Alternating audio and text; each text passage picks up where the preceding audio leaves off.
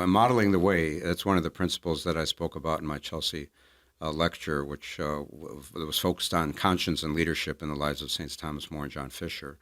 And conscience we see in the strength of their conviction to stand up for what was right, but also in terms of leadership, to model the way. A couple of the principles of leadership I talked about: heroic courage and modeling the way. Well, you have to have courage, heroic courage, to stand up for your convictions, but then to model the way.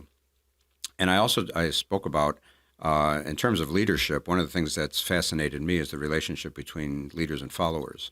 You know, to be a leader presumes that you have followers, and I've wondered, well, how does that dynamic work? You know, you don't necessarily automatically have followers. Sometimes you get elected to a position, and then you're put in a position where everybody looks to you. You're now the leader. Or being appointed a bishop. The Pope appoints you a bishop, you're the leader of the diocese. But in other cases, it's a little more informal. You know, how do you become a leader amongst your peers? I mean, that kind of happens naturally. Somebody gravitates to a leadership position. And I talked about sometimes that requires this relationship between heroic virtue and modeling the way. Sometimes it means taking a risk of being an outlier. So what if you stake out a position and you say, all right, this is where we're going, and nobody follows you? Well, you become an outlier. But that's a risk you take. I think that's one of the risks that leaders take.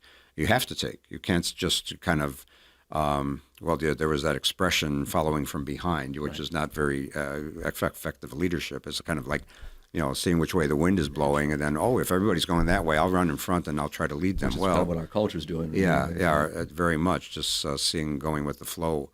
And in that regard, I quoted G.K. Chesterton, his great quote that a dead fish goes downstream, but only a live fish can swim against the stream. Mm-hmm. So we have to be alive with that. But in terms of modeling the way and staking out a vision, so St. John Fisher did that in terms of all the bishops in England at the time. He was the only bishop that got up and refused to assent to King Henry VIII's demands that they recognize his divorce and his remarriage, and then recognize him as the head of the Church of England. And he got up and he very strongly said, no, I will not consent to this. It was as a matter of conscience. Well, that was a heroic thing to do. Unfortunately, his fellow bishops did not follow him, so he became an outlier. But was it ineffective? No, I'd say it was not ineffective, because that gave the witness to many other Catholics in England then after that. When the church basically was underground, literally in some cases, where you could only say masses.